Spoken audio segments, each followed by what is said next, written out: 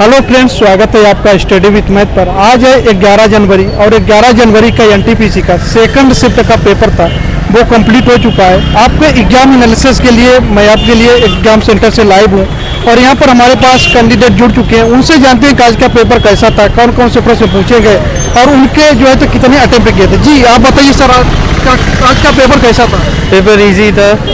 अच्छा, आपने कितने अटेम्प्ट किए आज? 76 अटेम्प्ट किए। अच्छा, आप कितने अटेम्प्ट किए? 75। आप 65। अच्छा, आपके 65 अटेम्प्ट किए। तो आप बताइए कि कैसा पेपर था, कुछ आपको प्रश्न याद है जो आप बताना चाहें? जैसे क्वेश्चन था 5 ईयर प्लान पे बेस्ड क्वेश्चन था, वर्ल्ड एनवायरनमेंट डे पे क्वेश्चन था। जी। फिर मतलब tallest tree in the world, जी। उस पे था क्वेश्चन। और ऐसे ये सब जीके के सेक्शंस हो गए। और जैसे आपका गांधी जी के इस पे था क्वेश्चन, रोलर एक्ट वगैरह। अच्छा, रोलर एक्ट से रिलेटेड गांधी जी के द्वारा जो चलाए गए कुछ काम थे, उनके से रिलेटेड भी प्रश्न आए थे। जी, आपको याद है कुछ करंट अफेयर? पीएसएलवी का फुल फॉर्म था। अच्छा, फिर वो पीएसएलवी का फुल फॉर्म था। अच्छा। फिर 2020 में जो नवंबर में जो क्या मतलब T20 वर्ल्ड 20 का। अच्छा, आईपीएल हुआ था। हाँ, उसके लिए आया था कि प्रथम शीर्ष पे कौन है। अच्छा। फिर मैथ्स का क्या बोलते हैं, चक्रवृद्धि ब्याज से था। लाभ एंड क्या था, प्रॉफिट एंड लॉस से था। Current affair. जी आप बताइए कि आपके कितने अटेम्प्ट किए? 65। आपने 65। आपकी एक्यूरेंसी कितनी? आपने मतलब आपके कितने क्लियर सही होंगे एक्यूरेंसी? जितना क्वेश्चंस किया गया है सारा एक्यूरेट है अपने हिसाब से। इसमें नेगेटिव मार्किंग भी थी 1/3, जिसकी वजह से आप अपने जितना आपको आएगा उतना ही आप करो। उससे ज़्यादा अगर करोगे, बोर्ड में चले आ रहे हैं कि सारा चीज़ कर लिया, ये भी कर लिया, वो भी कर लिया, लेकिन करेक्ट जो होगा वही ज़्यादा मायने रखता है ना। तो फिर उसी हिसाब से 65 एक्यूरेट करके आई हूँ। कि मतलब आपने 65 अटेम्प्ट किए, वो भी 100% एक्यूरेंसी के साथ। तो आपका ये आपके नॉर्मलाइजेशन पर काफ़ी अच्छा आपको बेनिफिट मिलेगा, क्योंकि यदि आपकी एक्यूरेंसी अच्छी रहती है तो उसका नॉर्मलाइजेशन पर असर पड़ता है। तो जी आप बताइए, करंट अफेयर से रिलेटेड कैसे प्रश्न पूछे गए थे? क्वेश्चन सारे इजी थे, सारे मैथमेटिक्स जनरल नॉलेज जितने भी चीज़ पूछी गई सारे इजी थे, उतने हार्ड क्वेश्चंस नहीं थे। अच्छा। एज कम्पेयर टू जितना पूछा जाता है हर जगह पे, उससे आसान थे क्वेश्चंस सारे। तो जी करंट अफेयर में ये आपका 2021 से भी कुछ था या फिर 2019 और 20 से ही था? सिर्फ 1920 से। अच्छा, 2020 से ही था। हाँ जी। तो 19 से भी कुछ क्वेश्चन पूछे गए थे, जैसे 19 से 16 का था एक। अच्छा, 2016 का एक था। ओलंपिक जब से रिलेटेड तो नहीं था? नहीं, वो मेरे को याद नहीं, बट 2016 से एक क्वेश्चन था। आइए सर। 2020 का हाँ, वो T20 वाला जी था। सर, आइए आप भी आइए। T20 का मैच। जी आप बताइए। एक मतलब करंट अफेयर्स में 2 क्वेश्चन हमको याद है अभी। एक T20 वर्ल्ड कप का था। जी। और एक ये जो लागू हुआ था बाल वाला। जी। वो एक क्वेश्चन था उसमें जी। कि कितना से कितना एज तक का था वो। जी। सर्व शिक्षा अभियान पे बेस्ड था कि वो कितने से कितने एज ग्रुप पे बेस पे वो मतलब पढ़ाया जाता है, कितने एज ग्रुप के बच्चों को सर्व शिक्षा अभियान के तहत कितने एज ग्रुप वाले बच्चों को 14 है ना कि वो दिया जाता है। ऑप्शन था 6 to 14, 5 to 14, 8 to 14 है ना। अच्छा, मतलब जब देखा जाए तो करंट अफेयर से कितने उसका वेटेज था, कितना करंट अफेयर से क्वेश्चन पूछे गए थे, आपको कुछ बता पाएंगे? 3 questions. 3 question? Only 3 question. 3-4 question ऐसे। मतलब करंट अफेयर से 3 से 4 क्वेश्चन पूछे जा रहे हैं, वो भी नॉर्मल इजी पूछे जा रहे हैं जो ज्यादातर चर्चाओं में थे। हाँ। जी आप कुछ बता पाएंगे हिस्ट्री से कैसे प्रश्न पूछे गए थे? हिस्ट्री से सारा इजी क्वेश्चन था, जैसे शाहजहां की पुत्री का नाम क्या है। जी ठीक है। जी। फिर और एक क्वेश्चन था, और एक गांधीवाद का था। गांधीवाद। अच्छा, गांधीवाद का था। जी। और 5 ईयर प्लान से था एक अच्छा, क्वेश्चन। 5 मतलब जो योजनाएं थी।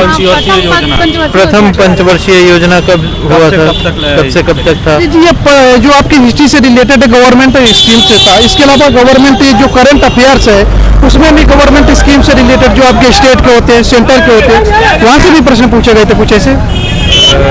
नहीं ऐसा और कुछ। इसके अलावा आपका रीजनिंग आपने कितने अटेम्प्ट किया था? 62। आपकी एक्यूरेंसी कितनी है, कुछ एक्यूरेसी मान के चलिए मेरा 2-3 तो खैर हम गलत किए ही है। मतलब लगभग देखा जाए तो 90+ ही आपकी एक्यूरेंसी है। 90+ एक्यूरेसी। जी आप किस जोन से अप्लाई किए थे? हम बेंगलुरु जोन से थे। जी चलिए तो ठीक है। और आप बताइए जो आपका मैथ का पेपर कहता था, मैथ में कौन से क्वेश्चन आए थे? मैथ्स का भी क्वेश्चन अच्छा था, बट 1-2 क्वेश्चन मतलब थोड़ा हार्ड था।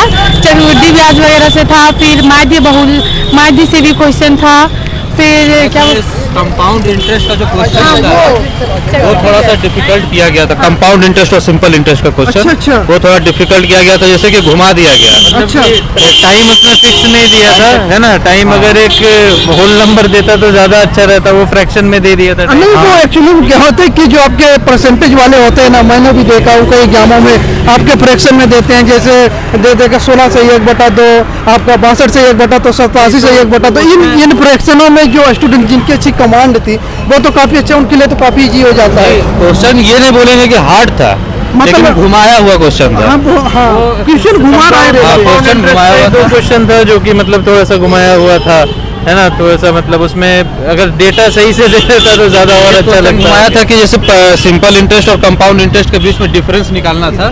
जी जी। वो डिफरेंस को कैसे क्लियर करे वो समझ में नहीं आया। अच्छा, आपको बताना था, कोई क्वेश्चन था उसमें आपको बताना साधारण ब्याज उसकी और उसके चक्रवृद्धि में दोनों के बीच में डिफरेंस क्या है, उसके आपको बताना। डिफरेंस बताया गया था कि 61 रुपया अधिक दिया, जो कंपाउंड अच्छा। इंटरेस्ट वाला है वो 61 रुपया अधिक दिया। जी जी जी। और मतलब दोनों का जो ये था परसेंटेज 10% दोनों लिया है। कितना रुपया ब्याज पे लिया ये मालूम नहीं है।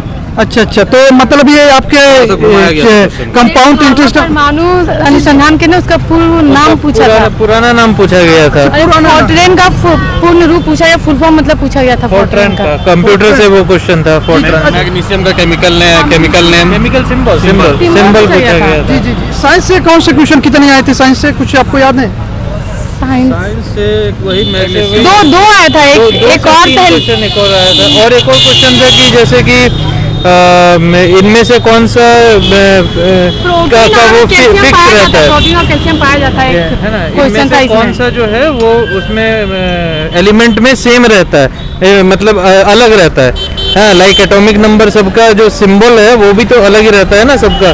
ठीक है, वो चीज जैसे कि फिजिकल स्टेट जो है वो बहुत सारे एलिमेंट का सेम रहता है, केमिकल स्टेट जो है वो भी बहुत सारे एलिमेंट का सेम रहता है, लेकिन जो एक एटॉमिक नंबर है और एक जो है परमाणु क्रमांक एक हो, परमाणु अलग हो, ऐसे कैसे पूछन गया तो उसको आपको बताना था कि उसे क्या काम है। केमिस्ट्री से था, वो सब क्वेश्चन था। और ऐसे बायोलॉजी से वगैरह विटामिन पे बेस्ड क्वेश्चन था, जैसे कि मतलब ब्लड क्लॉटिंग के लिए उनका थकता है ना, वो किसके कारण है? विटामिन कैसे विटामिन लेना? से, हाँ। क्लॉटिंग में कौन सा विटामिन ज्यादा ये होता है, जी जी है ना, एसेंशियल होता है वो, उस पे क्वेश्चन था बायोलॉजी से। जी जी। जी। और आपके फिजिक्स से रिलेटेड कोई क्वेश्चन पूछे गए तो फिर जैसे न्यूमेरिकल है या फिर आपका ग्रेविटेशन से वगैरह नहीं ऐसा कुछ नहीं ना। था? टोटल क्वेश्चन पेपर आपका मॉडरेट क्वेश्चन पेपर था। मैं तो इतना कहूँगा कि सारे मॉडरेट क्वेश्चन पेपर थे। ठीक है, जी, ठीक है। टोटल क्वेश्चन पेपर मॉडरेट थे। जी, जी। मतलब मान के चलिए तो एक तरह से इजी क्वेश्चन है, ऐसा नहीं है कि मतलब पूरा हार्ड है। बस यही है कि थोड़ा सा टाइम टेकन क्वेश्चन था, जिसके कारण हम लोग टोटल क्वेश्चन अटेम्प्ट नहीं कर पाए।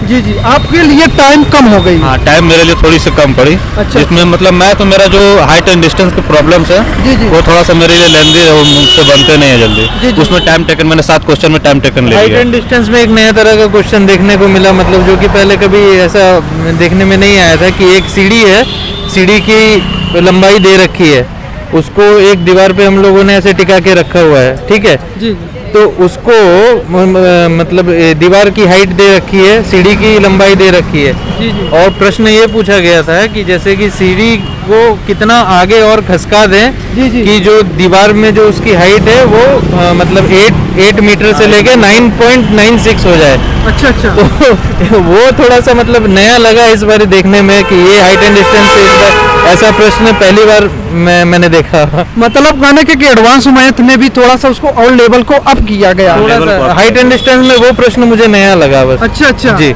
इसके अलावा आपके लिए सिंप्लीफिकेशन से मैथ में कैसा वेटेज था? बहुत पूरा इजी सिंप्लीफिकेशन इजी आ रहा है। बहुत इजी। जी जी जी। और रीजनिंग के क्वेश्चन कुछ आप बताइए, रीजनिंग में कौन कौन रीजनिंग में वो मतलब हम पूरा कंफर्म तो करेंगे नहीं, क्योंकि हम रीजनिंग का क्लास कभी किए नहीं, तो हम जानते हैं ना कोडिंग डिकोडिंग किसको कहते हैं, ये को किसको कहते हैं। ये जो अल्फाबेट होते हैं ना, जी जी। ABCD ये जो क्वेश्चन होते हैं वो क्वेश्चन करीब 3 से 4 क्वेश्चन थे। फिर एक मतलब ये इस तरह करके लाइनिंग रहता है वो सिमेट्रिक मैट्रिक्स बोलते हाँ हैं, मैट्रिक जिसमें अंक होता दिए है, रहते हैं ना। ऊपर अंक 2 दिए रहते हैं, नीचे का मतलब क्वेश्चन मार्क रहता है। मैट्रिक्स है। हाँ, तो वो क्वेश्चन एक क्वेश्चन थे, एक ही क्वेश्चन थे शायद। हाँ, एक ही क्वेश्चन था उससे। जी जी। इसके अलावा सिलोज में एक ऐसा टॉपिक सिलोज। बन चुका है जहाँ पर अक्सर काफी अच्छा वेटेज दिया जाता है, 3 से 4 क्वेश्चन। से 3 क्वेश्चन था इस बार। जी जी। इसके अलावा आपका सीटिंग अरेंजमेंट जो है आपका लाइनर टाइम में या फिर आपके सर्कल में सिटिंग अरेंजमेंट से एक भी क्वेश्चन पजल से रिलेटेड, पजल से रिलेटेड हाँ सर एक क्वेश्चन थे, पजल से रिलेटेड पजल से रिलेटेड एक क्वेश्चन था रीजनिंग में। क्वेश्चन था जिसमें कि वो ये सर्कुलर वो बना दिए थे वेन डायग्राम। जी जी। वेन डायग्राम था, वो डॉक्टर टीचर और स्टूडेंट्स का एक वेन डायग्राम बना के क्वेश्चन पूछा गया था, उससे 5 क्वेश्चन पूछे गए थे। बहुत ही अच्छा वो था वो। क्वेश्चन था। मतलब कहने का कि जो आपका रीजनिंग का लेवल है वो ज्यादा अप नहीं है। अभी किसी ने अच्छी थोड़ा अभी प्रिपरेशन किया तो रीजनिंग में ठीक ठाक। रीजनिंग का लेवल अप नहीं है, रीजनिंग ठीक है। प्रिपरेशन की होगी ना हल्की से भी बढ़िया जी, से तो टोटल रीजनिंग मार्क आएगा। जी जी। रीजनिंग जैसा पूछा गया टोटल रीजनिंग मार्क आएगा। इसके अलावा क्लॉक या फिर कैलेंडर से भी प्रश्न नहीं नहीं नहीं ना ही Clock, clock, calendar? ना ही कैलेंडर कुछ नहीं। और ये आपकी जो नंबर सीरीज होती है मिसिंग नंबर ये मिसिंग नंबर थे, missing number 3-4 missing number, missing alphabet, जो कि मतलब एक सीरीज का जो क्वेश्चन जिसको बोलते हैं हम लोग। जी जी। मिसिंग उससे नंबर question में था। भी ऐसा ऐसा क्वेश्चन था कि स्क्वायर स्क्वायर के स्क्वायर अच्छा स्क्वायर से रिलेटेड था, जिसको मतलब स्क्वायर पता थे तो डायरेक्टली उसको डायरेक्टली उसका आंसर मार दिया वो।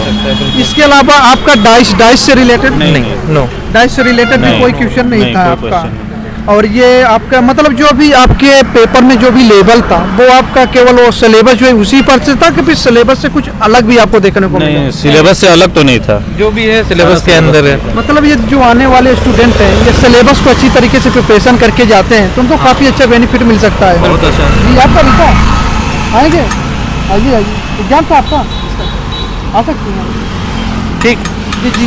और बता ठीक है ओके सर। ठीक है। चलिए आप हमारे चैनल पर जुड़े, अपना कीमती समय दिए, आपको इसके लिए बहुत धन्यवाद। यदि आप इस वीडियो को देखना चाहते हैं आप study with math YouTube channel है वहाँ पर विजिट कर सकते हैं, स्टडी विथ मैथ। इसके अलावा फ्रेंड्स मैं आपको बता दूं यदि आप एनटीपीसी की तैयारी कर रहे हैं और आपका काफ़ी अच्छे स्कोर हो रहा है, काफ़ी अच्छी तैयारी कर रहे हैं तो आपकी CBT 2 एग्जाम की तैयारी कराने के लिए हमारे अनअकैडमी के द्वारा एक जो है तो नया बैच लॉन्च किया गया है। जो आपका बैच अभी 30 को मतलब 2 से 3 दिन 11 तारीख को लॉन्च किया गया है, आज की डेट में लॉन्च किया गया है। उस बैच को आप ज्वाइन कर सकते हैं। उसके लिए आपको यदि उसको ज्वाइन करना है उसके लिए आपको पूरी इन्फॉर्मेशन आपको डिस्क्रिप्शन बॉक्स में दी गई है, वहाँ पर से जाकर यदि आप उसे किसी प्रकार का आपको कोड मांगा जाता है या फिर आप 10% एक्स्ट्रा डिस्काउंट चाहते हैं उसके लिए आप कोड यूज कर सकते हैं YesWM 2020। इस कोड से आपको जो 10% डिस्काउंट मिल जाएगा।